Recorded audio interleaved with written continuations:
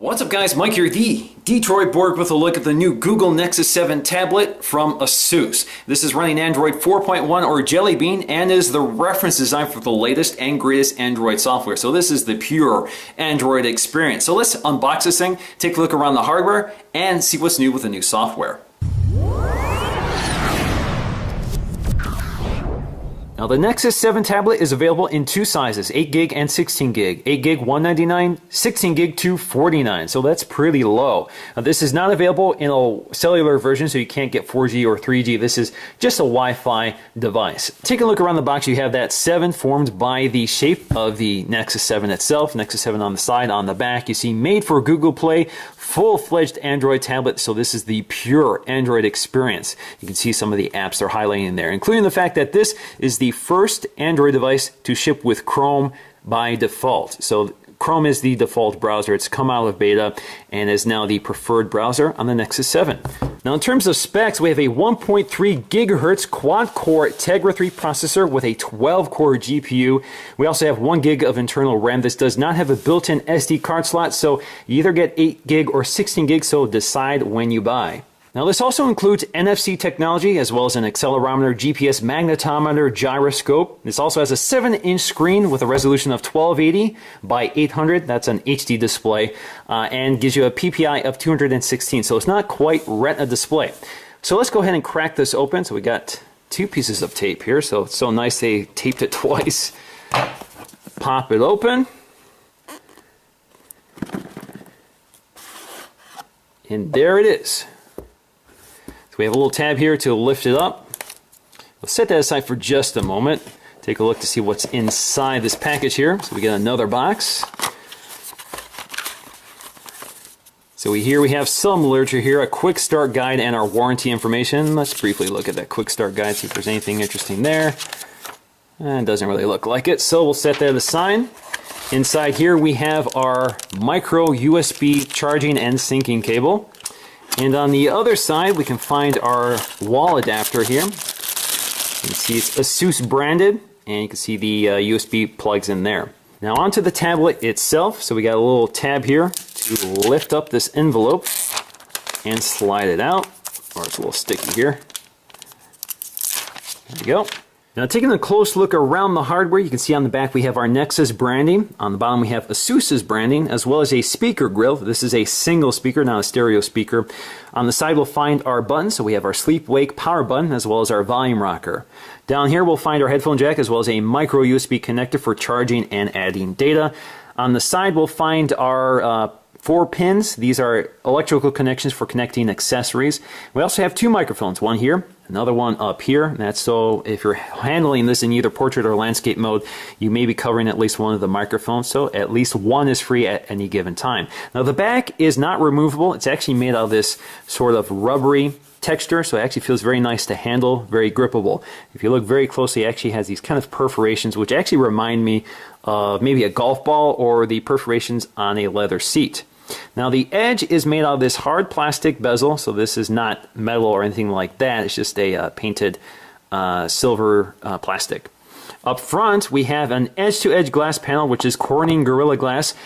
Up here we'll find our only camera on this device, which is a 1.2 megapixel camera, along with an ambient light sensor just next to that. Now the camera actually does not have a dedicated app, so you can't use this as a still shooter. Basically it's there to be used with apps such as Skype. Now you'll find no other buttons here, so no backlit Android buttons. Instead they appear on the screen itself. Now my next step is to boot up and set it up for the first time. So I'm just going to hold the power button.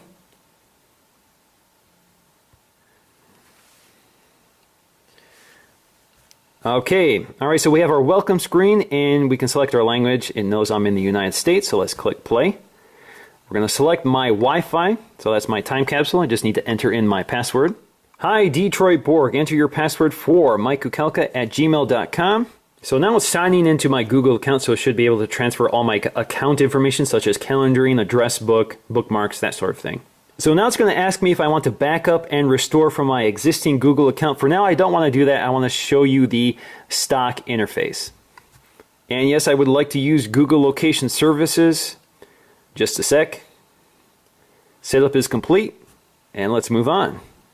Now once you've activated your Nexus 7, Google will deposit $25 in your Google Play account. So you can start spending it on apps, books, movies, music, magazines, and everything else available in the Play Store. Now, taking a look through the software, starting with the lock screen. On the lock screen, you can swipe this icon left, right, or down to unlock the device, or you can swipe up to get right to Google search. What's the weather like in San Francisco? It's 69 degrees and clear in San Francisco. Here's the forecast for the next few days. Okay, so we get that new enhanced voice search as well as Google Now. So if we go back here, we can take a look at Google Now. Google Now is essentially an aggregator of information based on your search history, location, account information. So you'll see information appear in these cards, and it's sort of intuitive. It knows what information you may need. So for example, if you show up at a movie theater and you've done a search for recent listings of The Dark Knight, it will show you movie listings and give you the option to purchase tickets, that sort of thing. Now, once you get back to the home screen, you can get to Google Now just by tapping and holding and swiping up on the home button. It takes you right to where you last left off, and you can do searches like, how old is President Barack Obama? Barack Obama is 50 years old. How tall is Mount Everest? Mount Everest is 29,029 feet tall. Play artist, Coldplay. Playing request. Who directed Fargo? Fargo was directed by Ethan Cohen and others. So you can see you can do quite a few things with the new Google search, and the voice sounds very natural. Now, the Nexus 7 tablet comes with 5 home screens, which you can customize by adding additional apps or widgets. Now, the main home screen has the My Library widget, which is a widget that shows you all of your library information, such as your books, your music, your movies, magazines, and all you have to do is tap on any one of them to get right to them. So for example, that's my Coldplay album, and all of this is recent activity. So anything that you've looked at recently will appear in this library widget. We also have some Play Store recommendation widgets up here to the right of that home screen. And you can remove these if you want just by tapping and holding them and taking them up to delete. We'll leave them for now. Now, down below in the dock, we can find some of our standard Google apps as well. So we have a folder full of apps, including Google Chrome, which is the new default browser, as well as Maps, Google+, Gmail, YouTube, Earth, Talk, Currents, which is updated with Android 4.1, People, Gallery, and Calendar. All of these will have been transferred from your Google account. All of your information will have automatically been transferred to those apps. We also have our Google Play Bookstore, or our Google Play Library. So here, Google Books Library, which is where we can find all of our books. So if you purchase books through Google Play, you can see them, or they will automatically download here, and you can read them right away. Obviously, this is one of the main use cases for this 7-inch tablet is for reading. So, of course, they've also given us a manual for the new tablet. So instead of having a printed manual, you get a full electronic manual. We also have Google Magazine, which launched with Android 4.1 as well. So if you subscribe to magazines, they will appear in this app, and you can tap on them and start reading them. We also have Google Movies, and they've included a copy of Transformer Dark of the Moon. So this will automatically load as soon as you boot up your device for the first time. To this so-called alien civil war? Well, the other side wanted to... We also have Google Play Music, which is where you can access your music library either from the cloud or locally. So, for example, we have our Coldplay album here. Click play, and we're all good to go. And lastly, we have our Google Play Store for buying apps, music, movies, and everything you can think of right from one location. Now, down below, we also have our 3 main Android buttons, including Back, Home, and Recent Apps. So if we tap Recent Apps, you can see everything we last launched. We can swipe them out of the way if we want to close them, or tap them to bring them forward. And we also have Google Search, which is always omnipresent on any home screen. So we can do search right from here. Where is the nearest Ford dealership? Getting directions.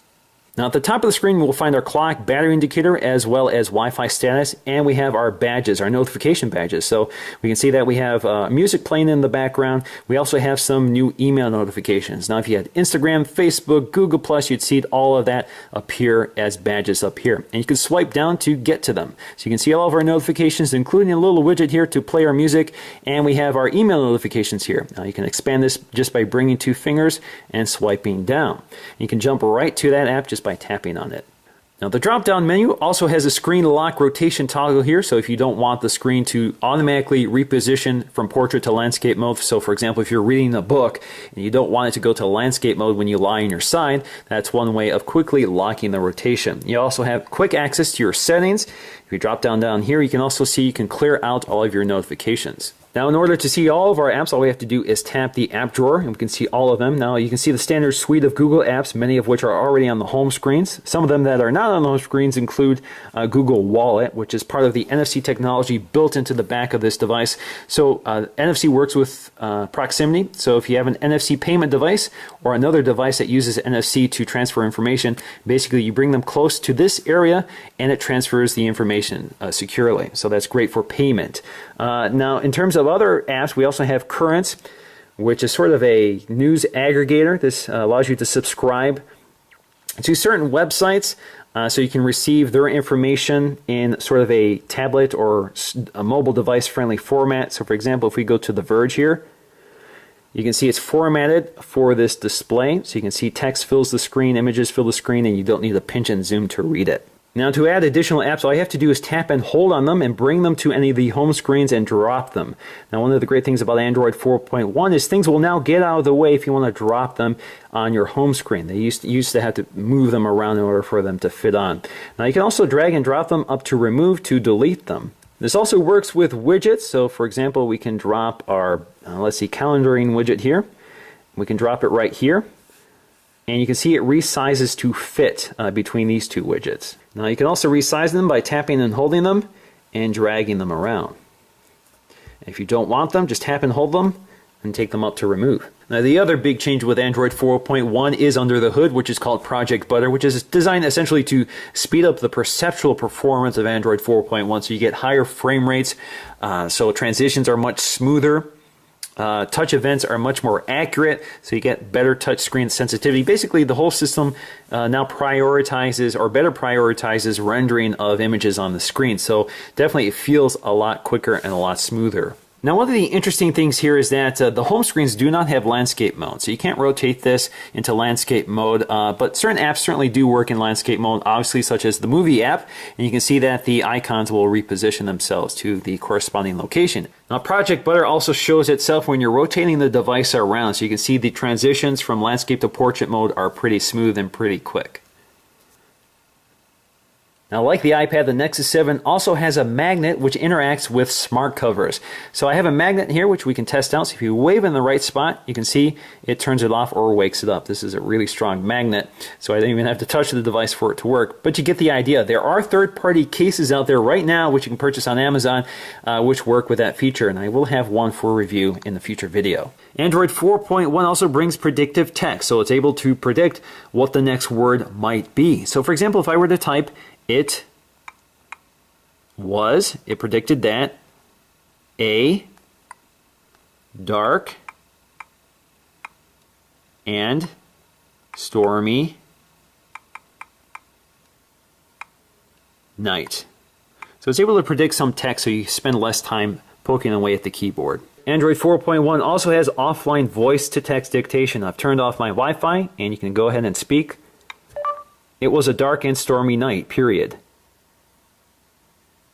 Now just to give you some perspective on the size of the Nexus 7 versus the iPad. Obviously the iPad is a near 10-inch device, so it's quite a bit larger than the 7-inch tablet. So the 7-inch tablet is ideal for portability. Certainly better than an iPad in terms of carrying this around. You can actually fit this in a pocket if you have a really large pocket, or inside a coat pocket. This is better suited for reading books because it's lighter weight and can be held in one hand pretty comfortably. Now in terms of battery performance, this does have a 4,325 milliamp battery, which is good for about 9 hours of video playback, or 10 hours of web browsing, or 10 hours of e-reading, or 300 hours on standby. Now in conclusion, I'm very impressed by the Nexus 7 tablet, especially at $199. You get some impressive internal specs and a nice, sharp, high-quality screen. Now combine that with the smoothness of Android 4.1 and killer features from Google, such as Google Now and the new and improved voice search, and you have the best 7-inch tablet money can buy right now. So that's going to do for me, guys, in this video. Thanks for watching, and I'll see you again in the next one.